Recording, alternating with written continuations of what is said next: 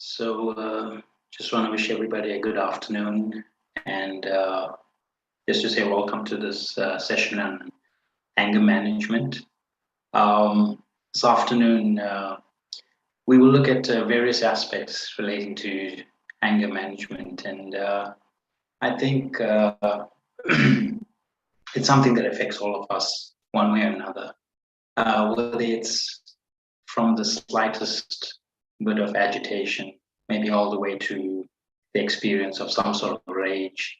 And I'm sure we're experiencing this, or we're seeing this more often, both in our homes, in our communities, in the social environments, and obviously in the larger environment in terms of the world that we're seeing, some of the things that are happening right now. So this afternoon, I think, we're going to do a bit of an introduction and take it through a bit of a process with regards to helping us unpack, maybe unlearn, maybe relearn, but equipping ourselves with tools that would make us a little bit stronger in facing this thing called anger. So I'm going to use a few tools, and I've got a couple of members from the Brahma Kumaris who are part of the technical team, Sister Dipti, Sister Carol. They'll assist us as we go through this process. Maybe a few things that would help you along the way if you want to just keep a notebook close so that you can make some notes as we go along. I've prepared a bit of a presentation or a slideshow, and I'm going to use that as a basis to go through the session. This course has been designed for 3 sessions, and in each one we will build a little more each week on different aspects. I think today we'll do a little more presentation in terms of some of the areas that we look at in terms of anger itself, just unpacking it a bit, and then each week we use a few exercises and maybe a little bit of homework to help you through this process. So from our side, or from my side, an introduction. My name is Hirish. I'm a student at the Brahma Kumaris, and I've been practicing meditation for a long time, maybe 20 odd years, and it's quite a wonderful learning process, I would say, and something that you incorporate into your daily life as you move along. The organization that's hosting us this afternoon is the Brahma Kumaris. For those of you, I'm sure many of you have had some interaction, but essentially a spiritual organization looking to help people to empower themselves, to equip people with those self-help tools where you don't need to pay an arm and a leg really to help yourself, but just really to get to understand what are those tools that are available to me internally and how can I use them. So I think Brahma Kumaris uses things like meditation, spiritual knowledge, aspects of reflection, introspection, in order for you to be able to equip yourself with the tools that are necessary to help yourself. It's not always possible to have people around you when you're facing situations, but when you do have the tools and the tools are sharpened, they work quite well. So I think this afternoon we're going to try and do that as well. Like I said, I'm going to use a presentation as the basis for this course. And maybe on your side, if there are a few queries, questions, you could raise them or type them in, and the technical team will facilitate that at some point. So we'll try and help you as best we can with your queries and questions. But I think also, if you can give the process a chance, and let's work through the next three weeks. And I think one of the more important things is that self-responsibility, self-acceptance of what's been shared, and exploring. Really, just a mindset that is looking to explore. And these are tools that can help you greatly. So I think that sort of covers most of the protocol areas and things like that. So I'm going to now share the slide, and we could probably start with the session. So we are at session 1 of the anger management, and like I shared, we will look to explore this volcanic experience that we now and again feel. I'm sure sometimes anger is something that sort of simmers and you don't always see it on the surface, but it does create an impact.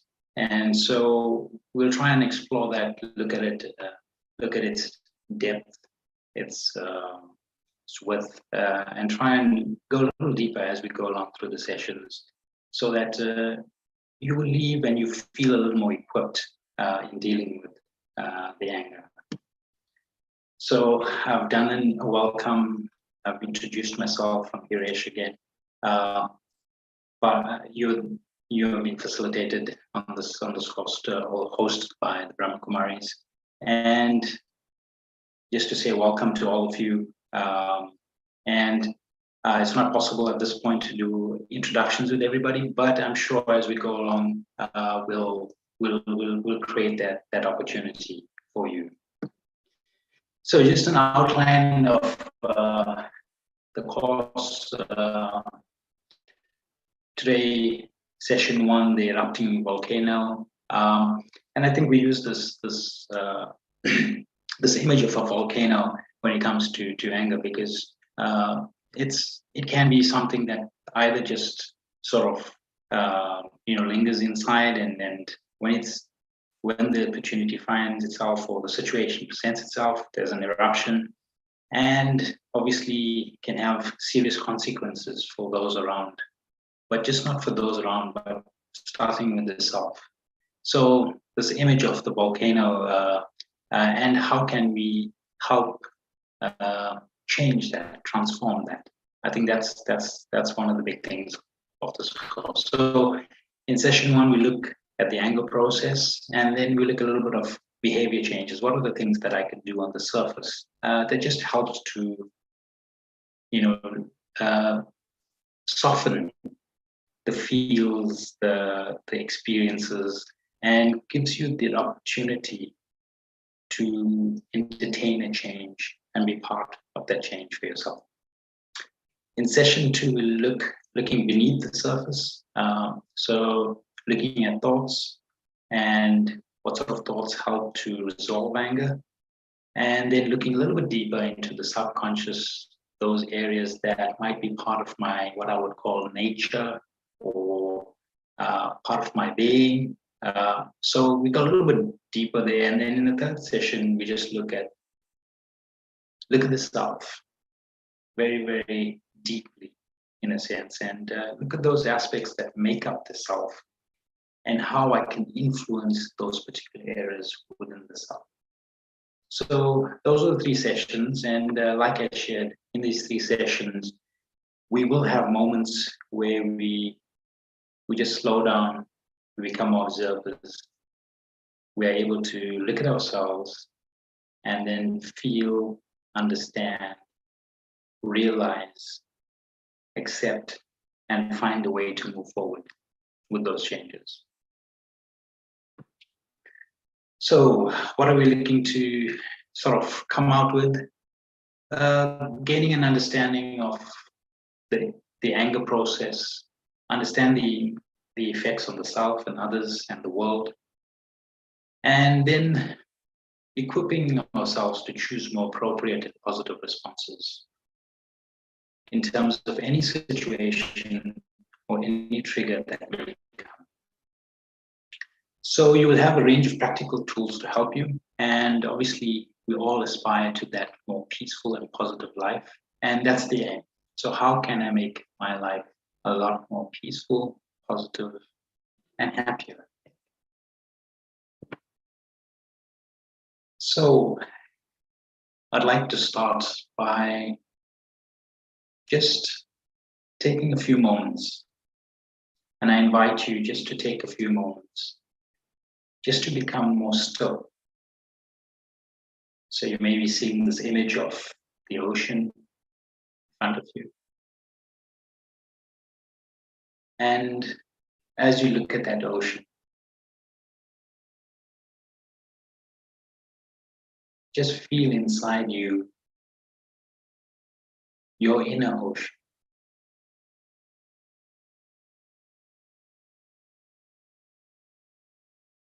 The inner ocean of your thoughts, your feelings, the movements within my being.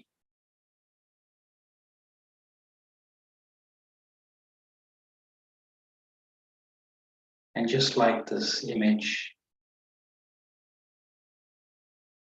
I just allow myself to become more calm,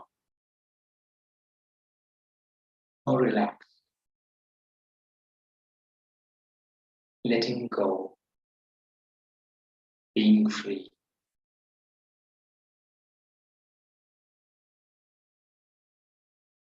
And just being an observer.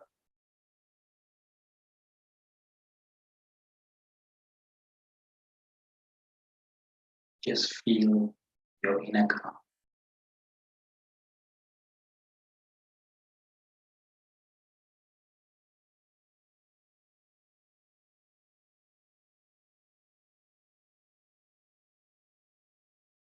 Okay. So every moment or every now and again, we'll try and take these moments of calm, just so that we turn back and become observers of our own feelings, thoughts, and just letting go of all the things on the outside. And being able to let go, being able to let be, and just finding your own space is one of the tools that helps you to move forward in overcoming anger. And I'm sure all of you have experienced anger in your own forms. And it doesn't have to be an extreme rage or extreme hatred, but it can take the most subtlest form. It can be just a little bit of tense feeling and irritation and agitation, a little impatience. And that is also anger. So let's ask the question, what is anger? And if you look at the Oxford Dictionary, it describes it as an instinctive feeling which leads to extreme displeasure. So I think the key thing is that it's a feeling and it leads to extreme displeasure. And so when one looks at the definition, nothing in there says there's something beneficial. If anything, it's extreme in its displeasure. And if we look at another definition, self-created disturbance of your inner peace. And this is a definition that Mike George, one of the authors regarding anger, Don't Get Mad, Get Wise, and he describes it as self-created disturbance of your inner peace. So when we look at that aspect, self-created disturbance, how often we would say it was because of someone else, it was because of some situation, it is because of them. And yet he's saying self-created disturbance, meaning I give consent to creating this disturbance. And what am I disturbing? I'm disturbing my inner peace. So another very important aspect is that peace is natural to you, but I'm consenting to something coming from the outside and disturbing that inner peace. And so just something to look at this area of anger, that in these definitions, we are looking at areas of feeling, displeasure, self, self-creating disturbance, and disturbing my inner peace. So really something to look at in terms of my role. And I think what is very important is to understand that the only one that we can influence in this whole process is ourselves. And as much as we may think it's someone else, we may think it's something else, we may think it's the external, it's because of situations changing and because people are not doing what they're supposed to do, that there's anger. But at some point, the anger, there's a need to understand that the anger is happening inside. Hiraj, please see your chat. Just look at your chat, please. Will do.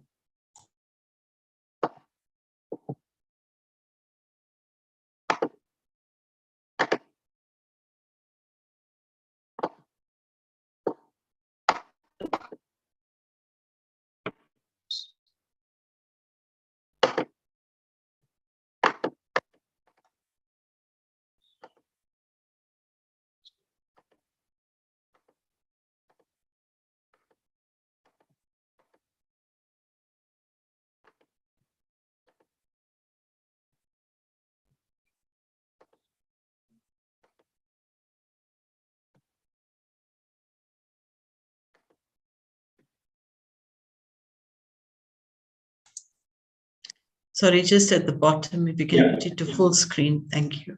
Okay, thank you. Will do.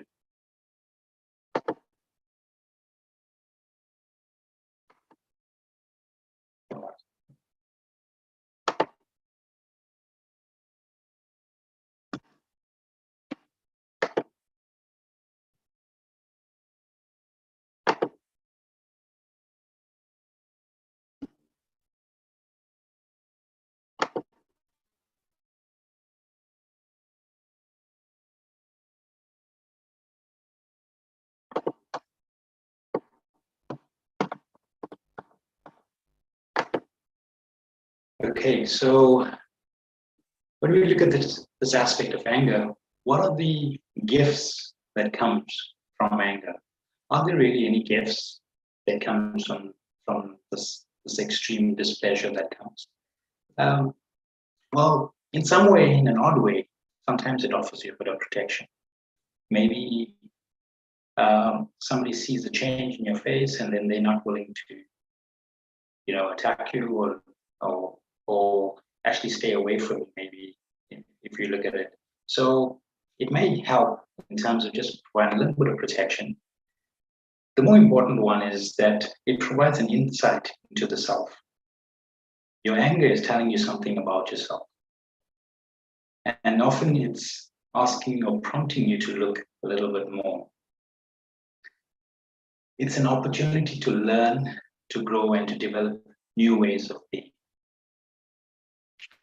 So it's an opportunity for self-development, and you are the master of that.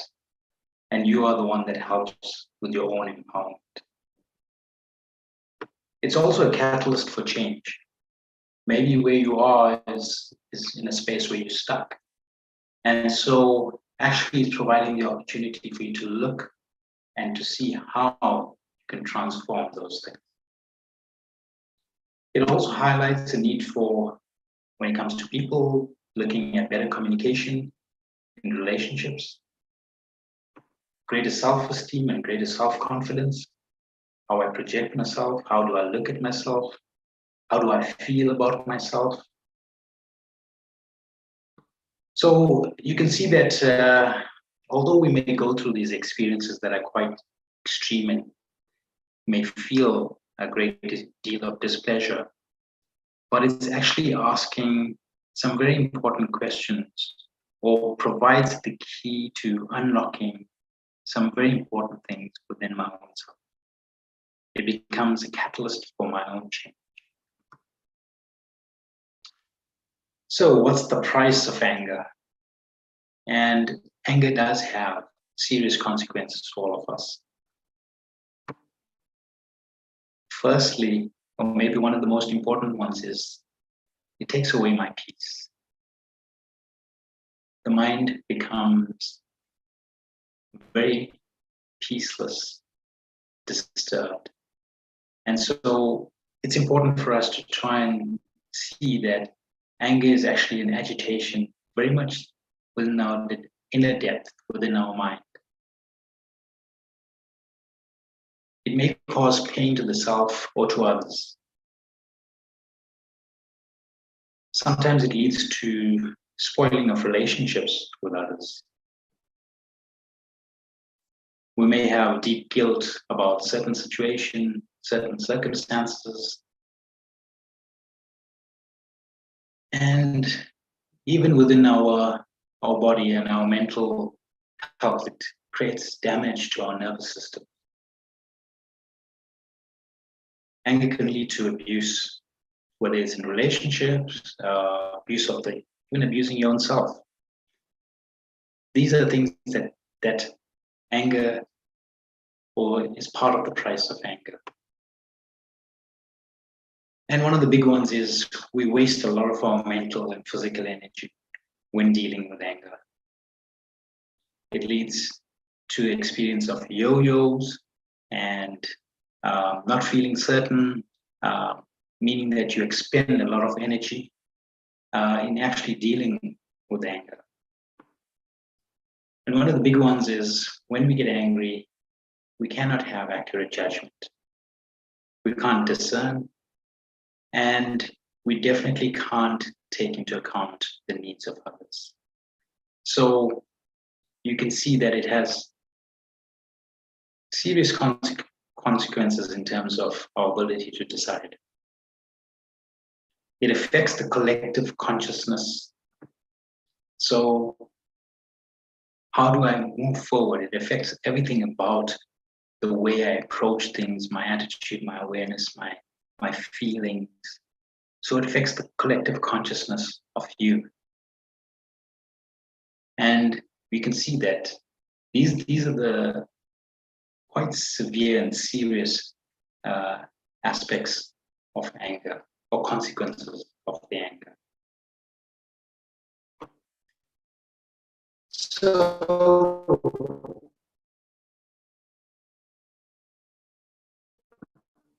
now we look at, what do you believe when it comes to anger? And often we say, well, it's not me, it's them. It's always easier to place responsibility on somebody else. I have no choice but to get angry. How often do we feel that there is no choice in my anger? He's done this, so there was no choice. He always does this, so I have to get angry. This is the only way he would respect me. So it's quite normal to be angry. I mean, some people get up angry and go to sleep angry, right? And they look at it as being part of the norm. And obviously that has serious consequences for the person. Some people feel that anger gives them energy, gives them a sense of power, gives them a sense of influence, a sense of control. Is that really control, or is that just some false belief inside? So people may respond to my anger in a certain way that I'd like, but do they respect me? Would they help me out if I'm in some sort of need? So does it really give you energy? The next one, it's a natural response to become angry. And I think it's more and more now that people are saying it's natural to be angry, to become angry. And maybe it's an element of just us becoming more conditioned to anger and accepting that condition to anger. And maybe even as victims, we become more accepting of the way people behave with us. And so I think what's very important is really the need for us to understand that anger is not natural. It's actually one way of destroying my inner peace. The next one that we look at in terms of our beliefs, I need to use anger to motivate others. So whether it's your kids or people at work, or whenever there's a situation or a task to be achieved, when I use anger, people feel motivated to do what they need to do. Is that really motivation? I don't think there's any inspiration that comes from anger. People may move because of fear, but what you're instilling is fear. It's not a motivation. You need to snarl to survive. And often people would say this, that that's the way of the world. Is that really the way of the world? Or have I created that as a belief for myself? So these are some of the beliefs that we have when it comes to anger. And I think very much of what's very important in this whole aspect is that we look to justify why anger should exist and why it's something from the outside rather than something that's from the inside. And so these beliefs really support my own anger, or even justifies why someone else should be angry. So currently there are so many situations in the world, and people may be angry and feel justified in their anger. Is righteous anger any more greater than anger on its own? And one may say, but that's just a way to motivate things. But does it bring a lasting transformation? Do people feel supported? Do people feel something that they can really feel as a foundation? So even when you look at righteous anger, no matter what the situation, and I'm sure there's many circumstances that prevail within our own situation, circumstances, country, even in this world, does righteous anger help you in any way?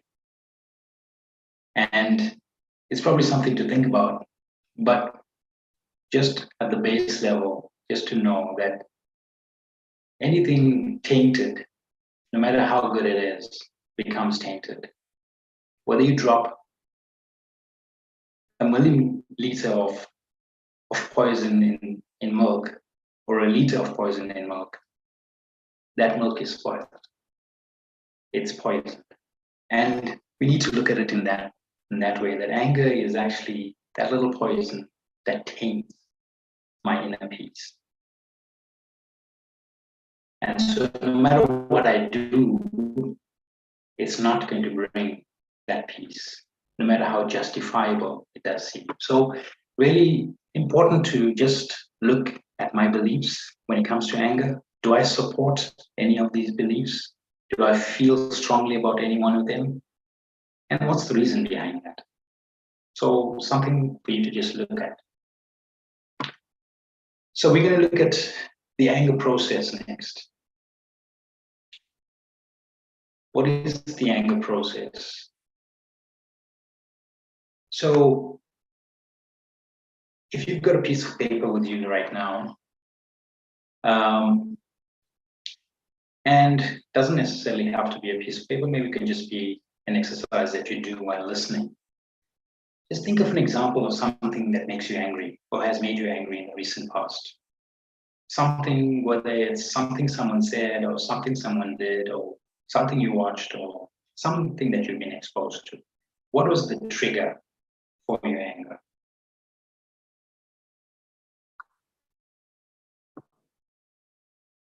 What is your behavior when it came to that particular situation? What happened? How did you behave? So just think about it and note it down. Just think about what your behavior was like. So give you an example, go driving in the road and the guy cuts in. So the trigger is this guy that's cutting in, and what is my behavior like?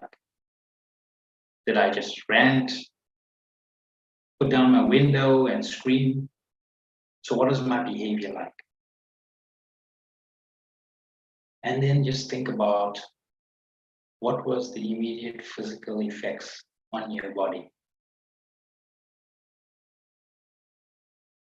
What effect did that behavior or that experience have on my body? Did you go into flight and fight mode? Did it raise your blood pressure? Did your face turn red? Did your voice become sharp?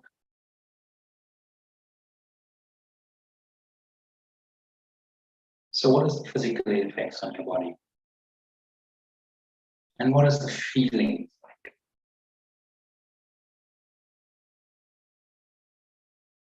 So what feelings emerged from this experience? Rage, hate, feeling of displeasure inside.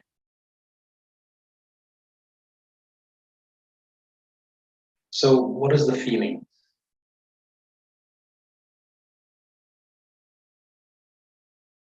So what was my thoughts like? What is the speed of my thoughts? What is the quality of my thoughts like at that point in time? Were they fast? Were they sharp? Were they hurting?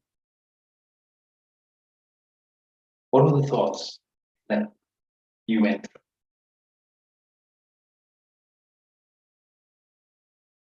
And then what was the outcome of that whole experience? Was it positive or negative? So having had the person cut in front of you, you got angry, you had any number of thoughts and feelings, you flicked your lights, raised your hands, screamed out. Did anything really come out of that? Or did the person just drive off and you looked a little bit crazy?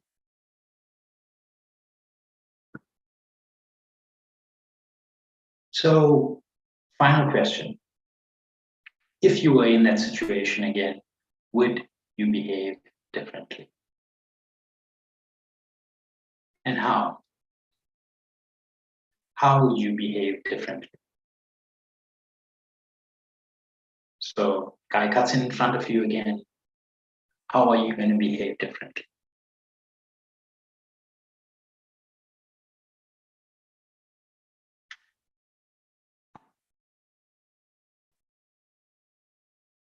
So just think about it. How would you like to behave differently?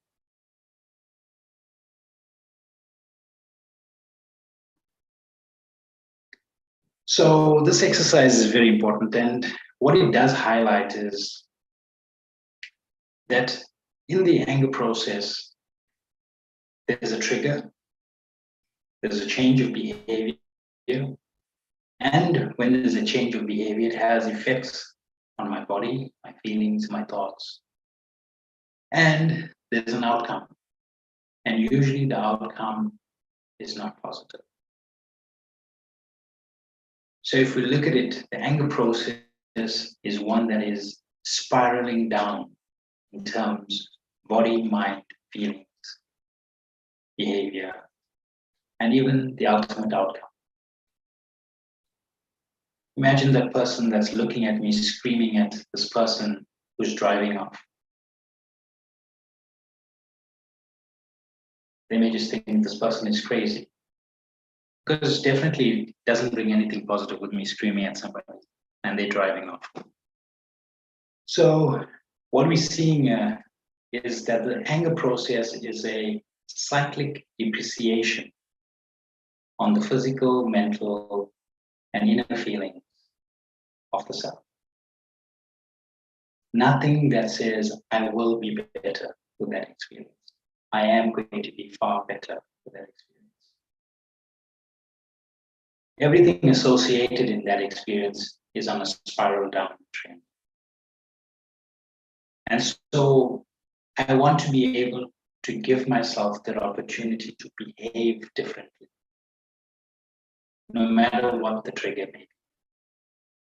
So the anger process is a very important aspect for us to understand that all that happens once the trigger has been effected is the behavior, physical effects on the body is a downward trend.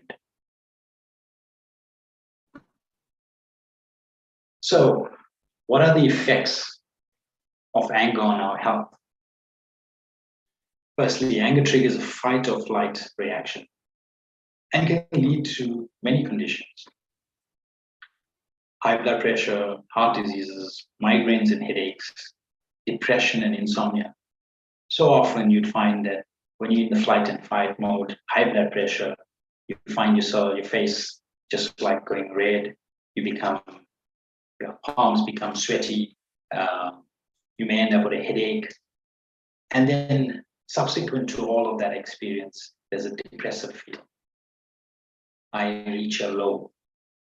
And with the constant impact on my mind, maybe I don't feel that rested and I can't even rest and I can't sleep.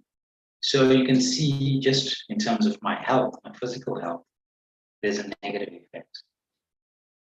Further, it may lead to aspects of digestive disorders, muscular spasms, skin disorders, and cancer.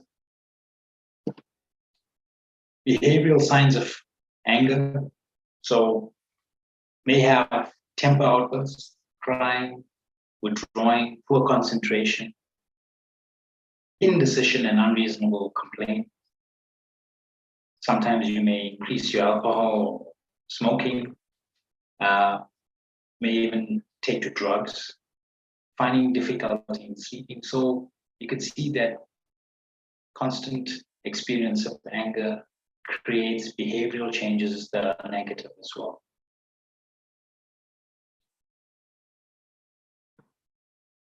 So what are some of the emotional signs and signals of anger? Experiencing excessive and rapid mood swings. Worrying unreasonably about things that do not matter. No. So certain things that be just out of our control, but you're constantly worrying about it. Whether it's your family, whether it's your friends, whether it's your work, whether it's things that are happening in the world, the news that we constantly bombarded by. I'm worried by it.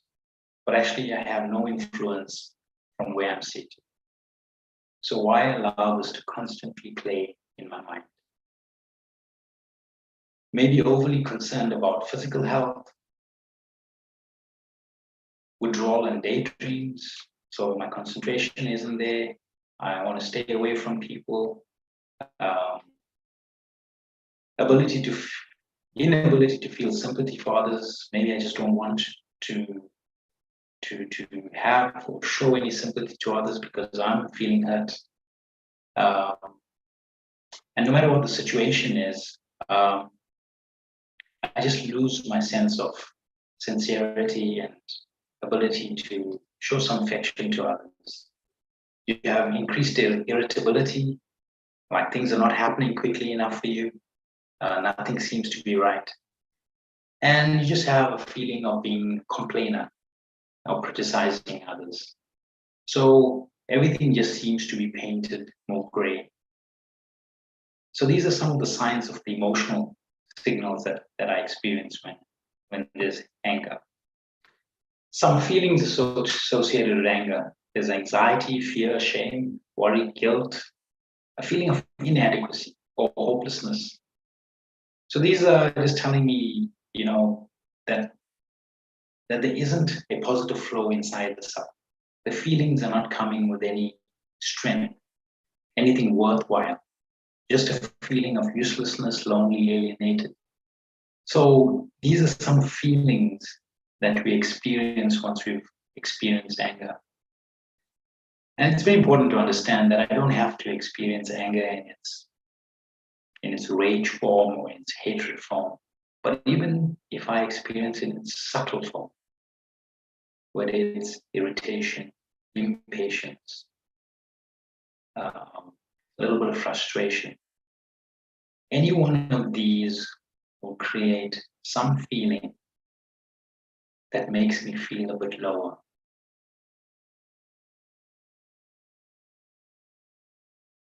So it brings us to the anger cycle. And in essence, what this is telling us is that anger works in a cycle. It's not just it happened and that is it.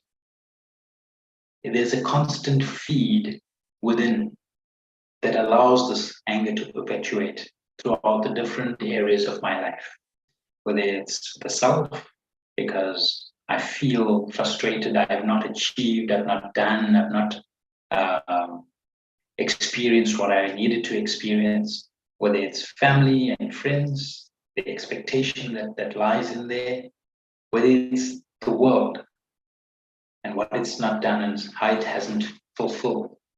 But at these various areas, the anger cycle will continue. And so what I do experience is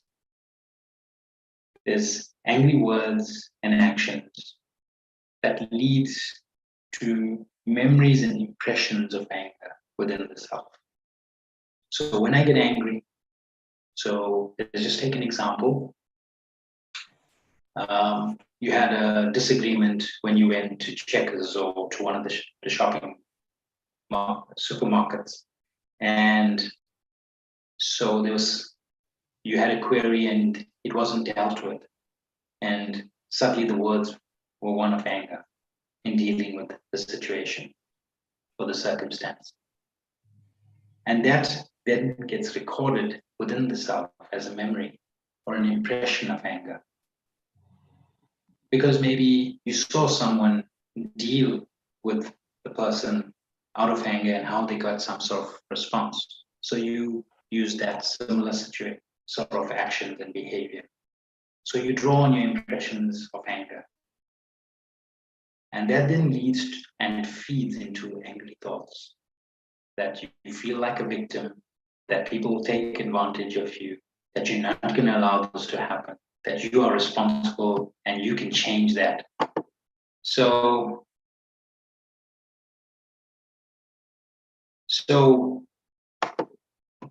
I think one needs to understand that that thought will then feed my words again, my actions, and deepen the impressions of that anger within itself. So I think one needs to understand that this works in a cycle. So having had that experience in the shopping center, I then go and have this aspect of these thoughts. And then as I'm leaving the shopping center, I'm still telling people that they can't behave this way with me, and I'm actually ranting and raving as I'm leaving. So the impressions are still there. And that anger still perpetuates as I leave the shopping center, even when I go home and I share this with other members of the family, or I meet somebody and then I'm telling the story, and then my hands start to fly up in the air, and these thoughts come in my mind about how I felt and how I experienced this anger, and how I tried to sort this out, and how I told them what I needed to tell them. But what I am doing is I'm entrenching a deep anger cycle every time I go allow it to repeat, whether through my thoughts, whether through my memories and impressions, and whether it's through my words. So there's a deep cycle that's been created. And sorry, brother, there's a question on the chat. Are you going to deal with it now or later? If you don't mind, I would like to deal with it later if it's okay. That's okay, thank you. So I will deal with any questions or queries maybe towards the end, or maybe I will stop in the next 5 minutes and we can deal with some of these questions and queries. So like I was sharing that the anger cycle is such that it's deep and it's reinforcing, and my thoughts, words, impressions keep on working within the self.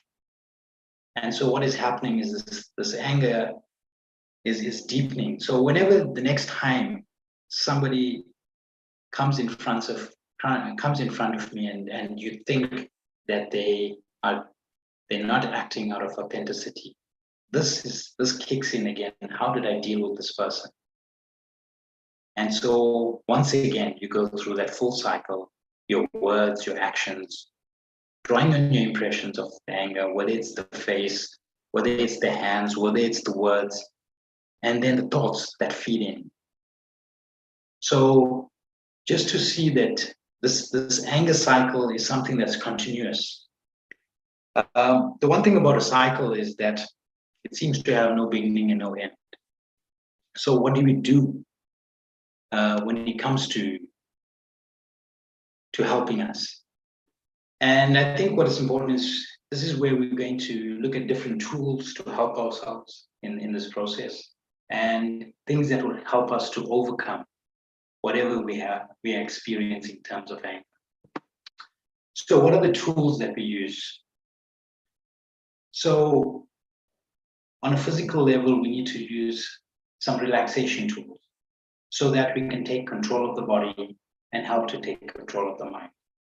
A lot of the time, there's the impressions or the experience that one has when confronting somebody who's angry. You can see the body and the body language, and you can see that a great deal of disturbance has taken place.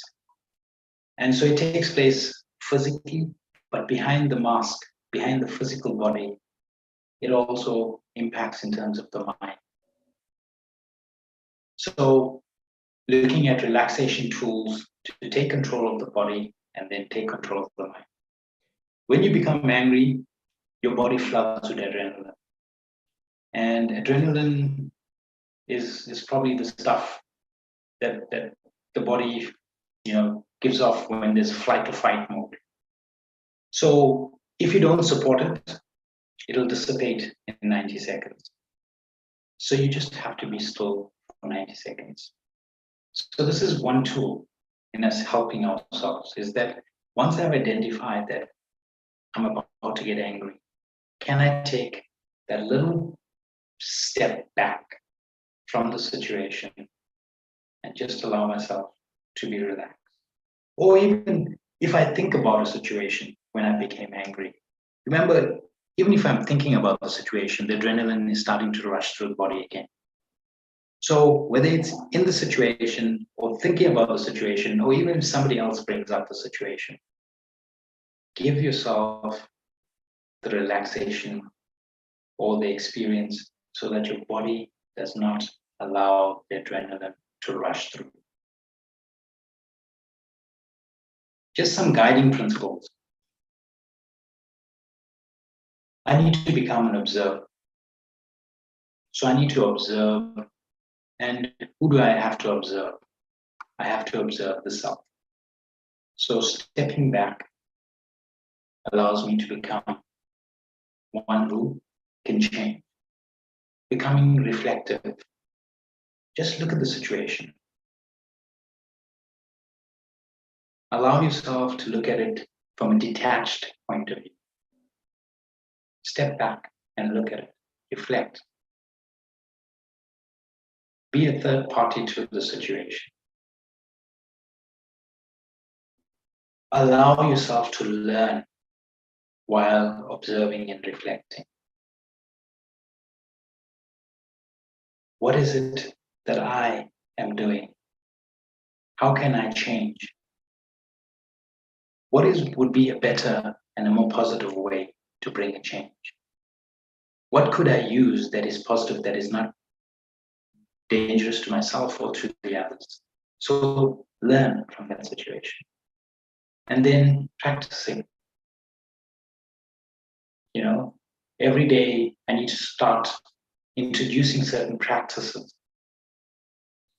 that will help equip me better when dealing with situations. Now, when one looks at sportsmen, for instance, they would practice something endlessly in order for them to just make sure on the day that they're supposed to deliver that they are fine-tuned. In life, we also have to do this similar thing because there's just so many things happening. So practicing internally, practicing externally.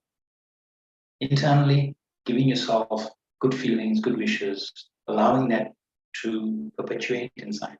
Practicing my respect and regard for others. Being nice to others, being loving, being caring.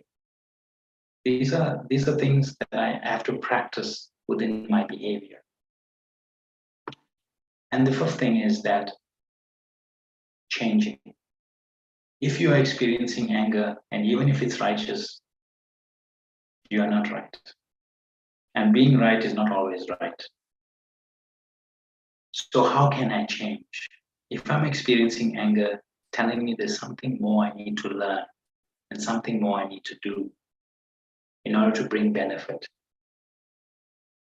Anger doesn't change anything in a positive way, or at least not sustaining way. It may change something, but definitely not sustaining. So these are some guiding principles when I'm looking at my tools. Learn to become more observant. Step back. Be reflective. Look at the self. What is happening? What has happened to my body? What has happened to my mind? What happened to my feelings? Learn from that. How can I change the way I'm feeling? How can I change my behavior? How can I bring something more positive to the table? And then just practice. Some of these practices are practices that you can do on your own, or certain things that you can practice while in a more controlled environment, like your families, or your work environment, or your friends. These are the places that I can practice. But the starting point of the practice is with the self. How do I treat myself? What's the talk like with myself? What's the feelings like with myself? Then it becomes a reflection to others. And the fifth aspect is change is imperative. Be one who is accepting of change. So we now need to look at some, when it comes to the self, relaxation exercises. So look at the breathing. When one is angry, the breathing intensifies, it becomes shorter. I'm not taking enough oxygen into this body. I become short of breath, and many things happen. There's a constriction within various parts of the body. So breathe in deeply. Take in complete breath. Allow the body to relax. Breathe deeply and allow the body to become slow.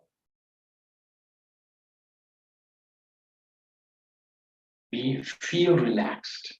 Allow yourself to relax. Let your mind relax. Let your body relax. Let all the tension go.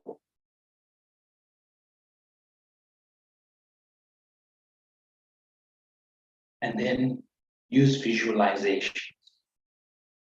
So let the inner world see something differently. Let the projector of the inner world see something different. See something positive.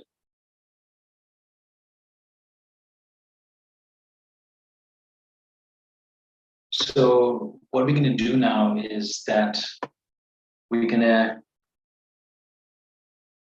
just do another relaxation exercise. And so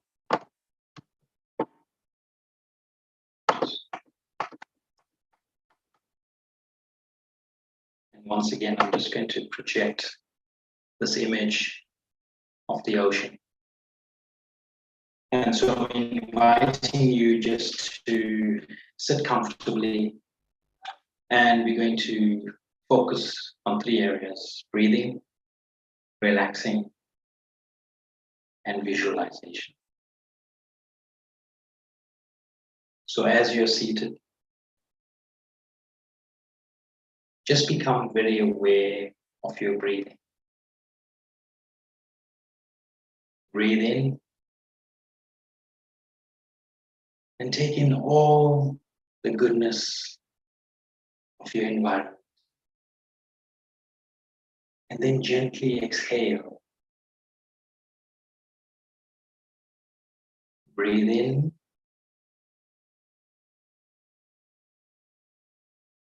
And exhale. Breathe in.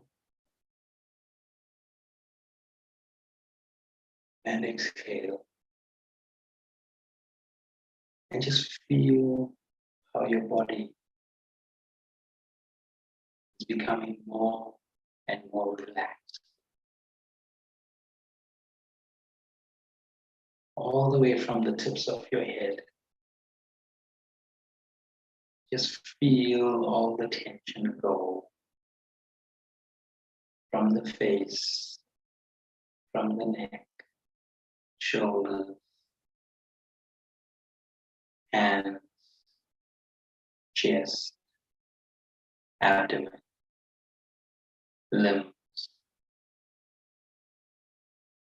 Just feel the body become very relaxed.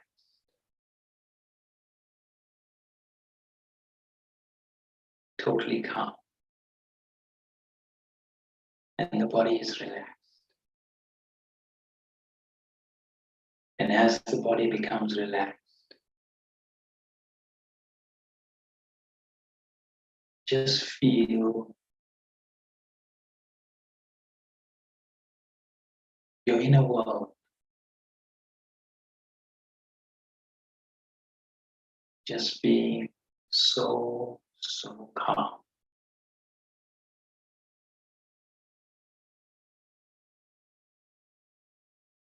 And as this body is calm, I'm aware of the gentle breaths that I'm taking.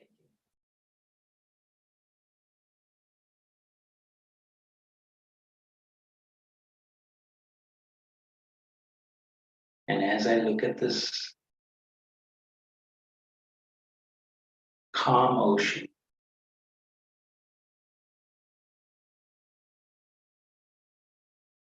I become aware that my inner world, my inner mind, is also a place of calm.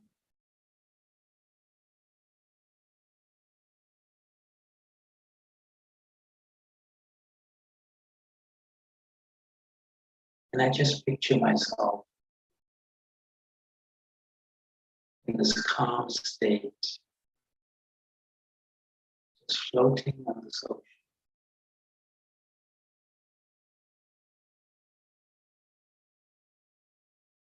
So full, so light.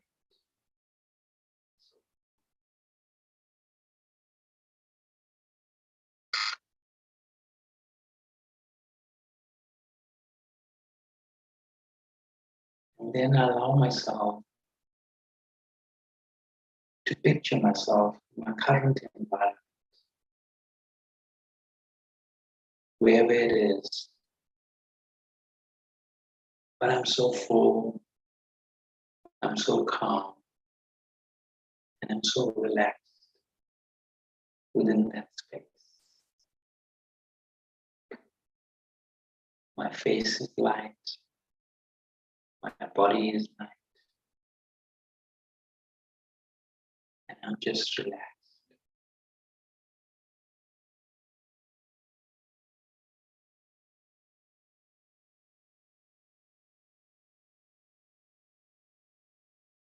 I'm totally relaxed.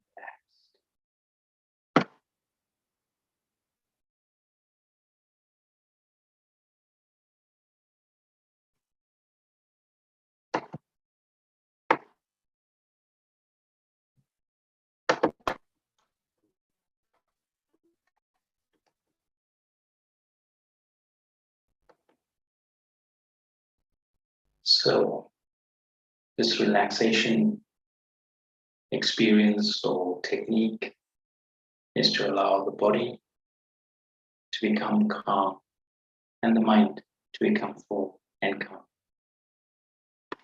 So allow my breathing to become deep and fully. Allow the body to become relaxed. And then I allow my mind to visualize myself in this positive space, positive field. So we're gonna look at a summary of what we've just been through. And just to recap, anger is a negative emotion which causes havoc in our life and damages our health and well-being. So nothing positive or minute positivity, but nothing sustaining.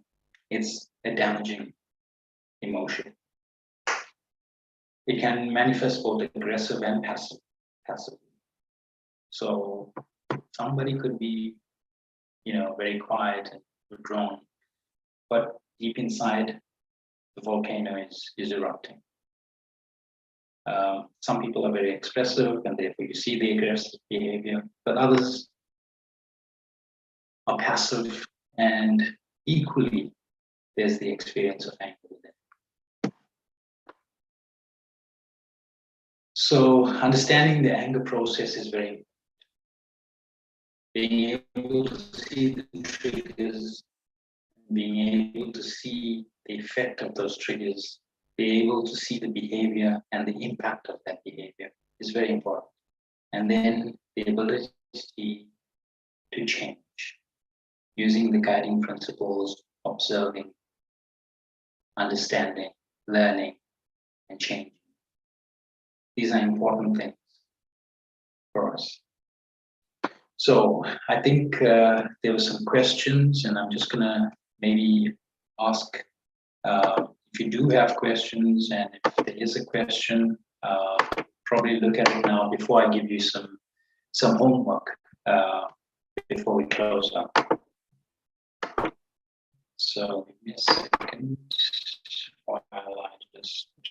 Shanti. Hello, brother. Yes. Do you hear me? I can hear you. Sorry.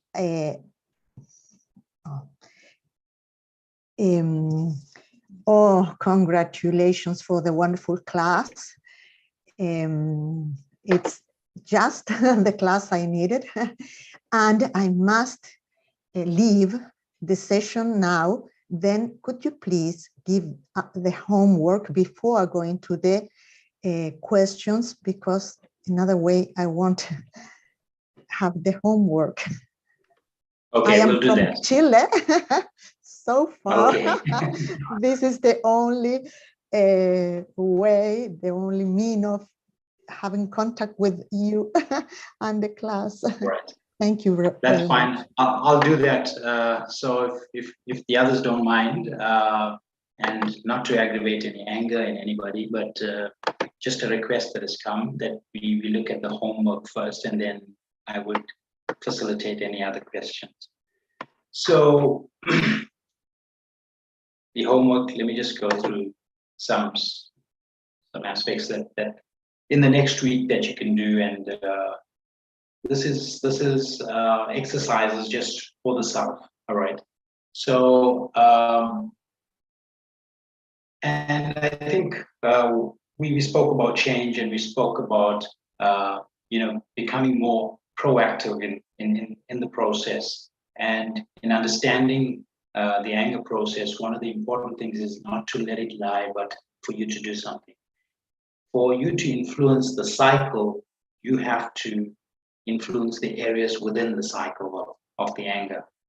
So the first aspect is doing the relaxation exercise first thing in the morning and in the evening, and then also to do the deep breathing throughout the day whenever you feel or get the feel that you're becoming tense or anxious or angry.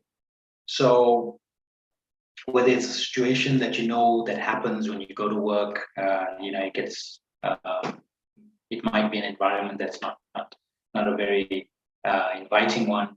So before that, maybe one of the first things is, when I get up in the morning, can I practice relaxation? So very much like the one we've done. where I do the breathing, I relax the body, and then visualize yourself in this experience of peace or the experience that you would like to hold in the day. So can I allow myself to do that? And then this next thing is that whenever you know there's a situation that's about to arise, can you do some deep breathing and allow the self to become relaxed so that when you face the situation, you're not already in that experience or feeling angered. So that's the first practice. So every morning and evening to do the relaxation exercises and breathing within the day. You may create a schedule for yourself, and it's very important. You got to enjoy this. See, challenge yourselves. Look at the way to be creative about this, and try and do this. So I'm just giving you some guiding sort of requests for you to use. Secondly, have the attitude that your life is a laboratory, and you can observe how you interact with people and the effect that people have on you in terms of triggering off your anger. So if you know that anger is an aspect of the relationships that you have with people, observe yourself in contact with others and observe how people interact with you.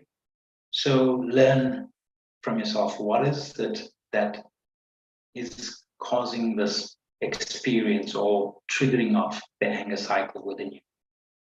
So your life is a laboratory, and you need to study yourself and study yourself in different environments. So with people, situations, circumstances. All right. So that's the second thing. So become the observer and note down these things. What do you experience when you're by yourself? What do you experience when you're with others? What is the effect that people have on you? Third thing, make the next week an opportunity to observe, reflect, learn, and change your behavior so you deal with things in a more calm sort of way.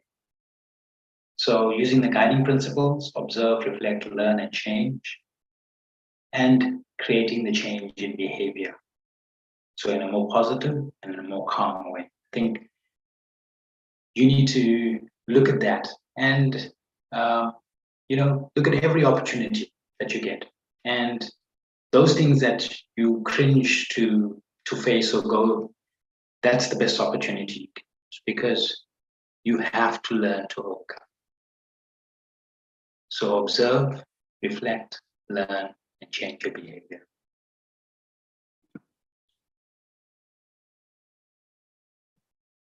So like I said, breathing, relaxing, visualizing, these are your tools that you need to use.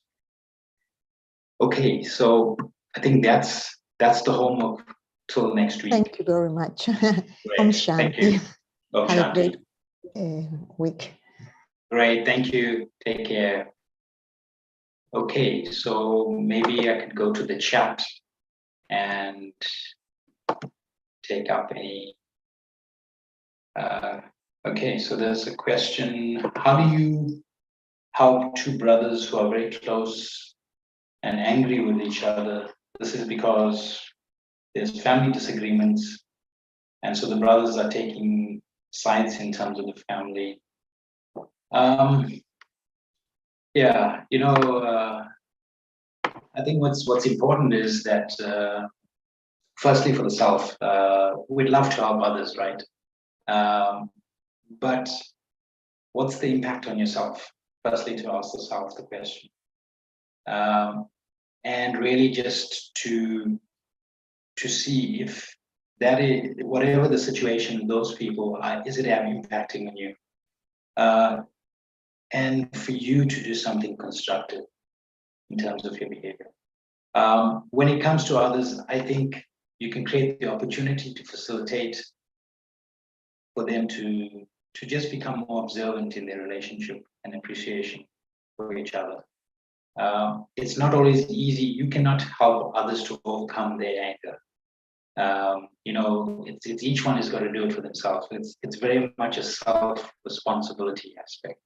but you can help to create better environments for them to at least engage in a more positive way. So if you think about the homework, look at it from a perspective is that, does this experience with other family members impact on you, and what is the impact on you? So observe, understand, and change some of that in terms of the self first.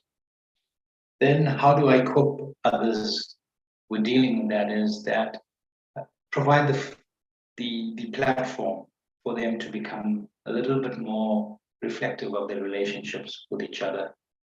And hopefully then something would happen in terms of change. It's never, you can't do an anger management course for anybody else. You can only do it for yourself. So I think it's important to realize that if they see the change in you, maybe they see some behavioral change, or they see the impact of what they are having on you, and you're able to share that with them, maybe it will start to help them to want to change. So they're not the cause of your anger, but they certainly may have an impact on you. And if you take benefit and if it's beneficial to them, then it's more than likely that will invite them to change. So I don't think I may have answered the question exactly the way you wanted me to answer, but I think what's important is that, each one of you that's on this course, it's for the self. And when there is a change in your behavior and they like what they see, that becomes a catalyst for their change. Okay. I hope that has helped to answer that question. Okay, let me just see through here again. Do you run the sessions in person? I think with the current situation, we've just been using these facilities for now. Yeah, I think there will be opportunities as COVID and the changes do happen. There'll probably be more opportunities for these sessions to happen at the various centers. So there may be more opportunity. Whether I do these one-on-one with people, well, not really, but I'm willing to, share my email address. If there's something that you would like to ask, you can email me, and if necessary, where I could assist, I will. For those of you who want to take my email address, let me just share it now. It's my name, Heresh dot surname, which is GIRDHARI @gmail.com. I can't promise, but I will definitely respond to you and try and help in whichever way it's possible. But I think whatever I'm going to share with you in any case, the content is within this course. There's a hand up, Paula, by Paula. Paula? Please go ahead. Yes. I see your hand up. Yes, thank you, Rex. Thank you, Sister Dixie. I have it's both a question and comment. It's a little bit for me difficult to put it in writing on the chart, so that's why I wanted to speak up. It's right. It looks like your approach is very much self-centered, which is good, very very appropriate. But my understanding is that both happiness and anger are both socially contagious. Being socially contagious, I'm wondering whether you have developed tools or if there are techniques to address it collectively instead of just taking it at an individual level. I don't know if you got it right. Okay, I did hear a bit of it, and if I can just share with you what you've asked. You basically asked with regards to anger and happiness, whether there's tools to help with both of that. Is that a good summary of what you're trying to ask? No, not really.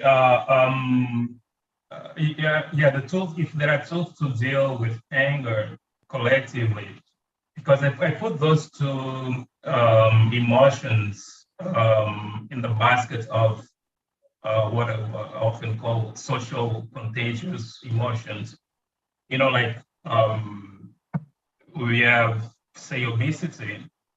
You can take obesity the same way you can take type 2 diabetes. Those two nutritional phenomena are very much socially contagious. We used to think that it is genetic, but it is actually runs more socially than genetic. We used to think the same thing about anger, that if your father, your family, your mom, or if anger runs in the family, it will be most likely that children and offspring and everyone around will develop this anger, say, way of reacting to things. That makes it socially contagious. I'm putting it in terms of the family context, but you can take it to an institutional context, it's going to be the same. An angry boss is going to make the angry environment in the office. So my question to you is whether you have tools to address anger management from a collective and not just from an individual perspective. Yeah, like I've shared, I think, it's an element of personal responsibility. And, within any environment, or even it's within a work environment, or even with colleagues, for instance, there must be some level of acceptance of where one is before the change can happen. I mean, we can introduce, short-term tools that can help in terms of the relationships, but it's not going to change because I think collectively each individual has a right and has a way of thinking and behaving and acting. And I think the only time that or most of the time it's a matter of somebody seeing a change in another and then sort of appreciating that change and then sort of following suit or wanting to also sort of change with that. I think in collective environments we may introduce more management tools in terms of managing situations, circumstances, personalities, and the like, but it's not going to happen at a deeper level unless there's personal acceptance and responsibility. And therefore, I say it's very much an individual choice. Remember that it's like you can go to work every day and the person is angry and and it has an impact on 5 or 6 different people. Those 5 and 6 different people may request that the person adopt some change in their mannerisms and behavior patterns. But until that person really accepts and understands and is able to want to change, you can't do too much. The only thing that people around them can do is introduce tools that helps them manage the relationships better. Whether it means that, reduce the conflict, find areas that where the triggers are and try not to aggravate those tools or those triggers. Those are all just management aspects, but I think personal acceptance and responsibility is always the key, and that's an individual choice. So as much as we'd like everybody to change, I don't think there's a brush that can paint everything the same as yet.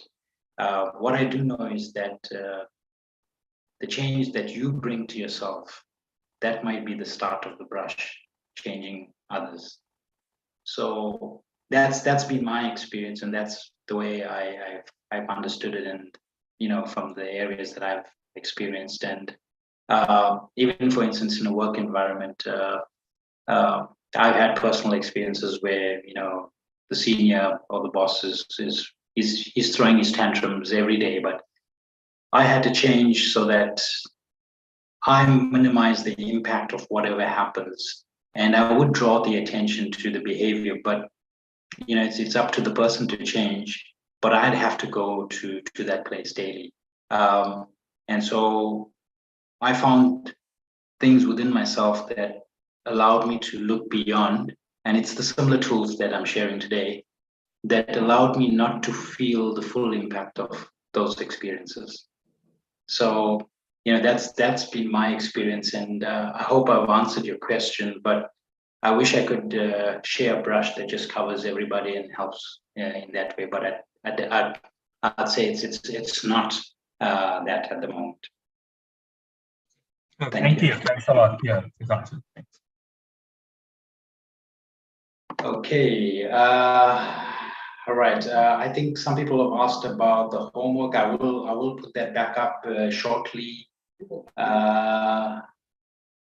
Do you facilitate anger workshops for primary children? Are they face-to-face online? Will you be willing to assist us in bringing about the whole school peace ethos? Maybe on that particular one, I think with the query about the primary school, can I maybe ask you to keep in contact with the facility, or maybe the Brahma Kumari's center closest to you? Yes, I would be willing to facilitate. I don't know where the areas are, but I think maybe the center closest to you could be your first port of call. There are facilitators of these courses there as well, and if they need to, they're more than welcome to contact me. But if I could ask that be done through probably a center that's closest, and then we could look at if we need to do an online, then we can do that as well. I hope that answers that question or query. Next one.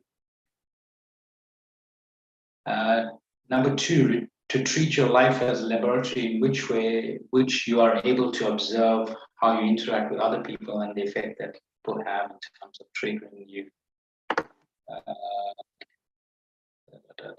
Thanks for the session.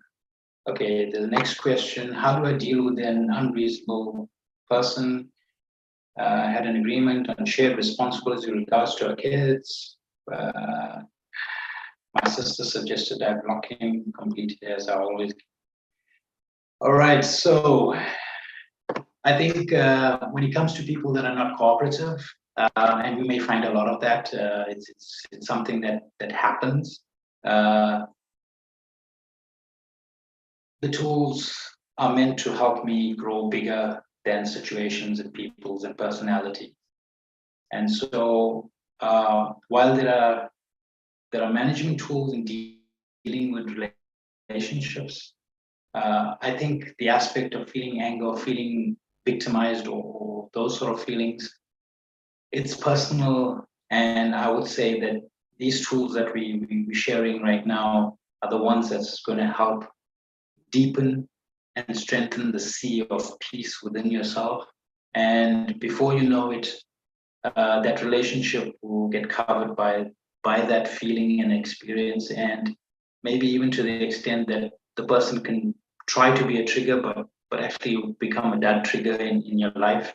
What I'm saying is that pay attention to yourself and strengthening the mind, the feelings, your behavior, and that's the number one way of dealing with the situation.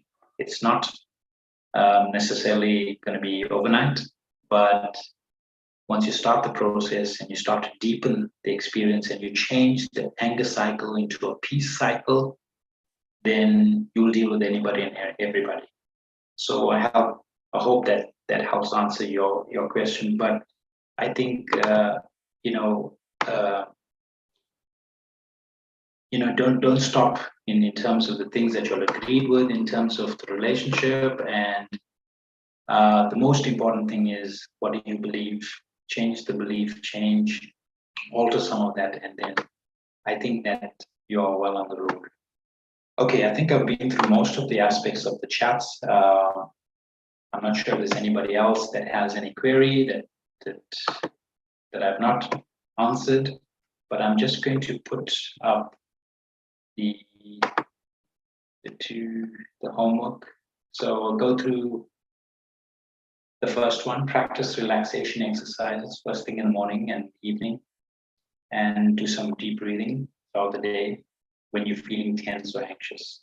So these are just minimum guidelines. However more you can do for yourself, you are the beneficiary to that. So at least morning, evening, and a few times during the day. Treat your life as a laboratory that you're able to observe how you interact with other people and the effect that people have on you in terms of triggering off the anger response. So you must understand what it is and disarm it with your own peace. 3, make this week an opportunity to observe, reflect, learn, and change your behavior. So become an observer, reflect, learn about the self. What is it that I can do? What is it that I have available internally? And then change your behavior. Make it a more positive one that's more sustaining, one that you're able to deal with others and you can recommend to anybody. So when you're thinking about changing behavior, would you recommend it to somebody younger than you? Would you recommend it to somebody older? Change your behavior in those manners so it becomes sustaining. Okay. And then the exercise is breathing, relaxing, and visualizing. Okay, so I think I've overrun time, and I'm sorry for those of you who may have just done that, but we've come to the end of this session, and I'd just like to leave with maybe a few moments of silence. And, oh, sorry, there is one more question. All right, it's just a comment. Thank you. So just for a minute, if you can just allow yourself to sit comfortably. Be relaxed. Be an observer to your breathing. Breathing deeply. Feel the fullness of life. And exhale. Let the body be calm. Let your mind be relaxed. And just feel yourself as a peaceful, blissful person. You are peace.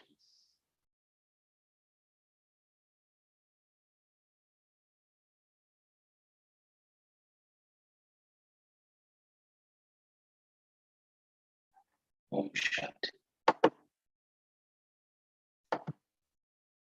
Okay, so I think that's it for today's session. So I will see, or not see you, but at least meet you on the next session next week. And please do enjoy the homework. It's not meant to be dreary and dry, but enjoy yourself while learning about yourself and learning about your behavior, learning about your thoughts, learning about your feelings. And as much as possible, keep a diary, try and document all of these experiences, and they become life's real jewels for you.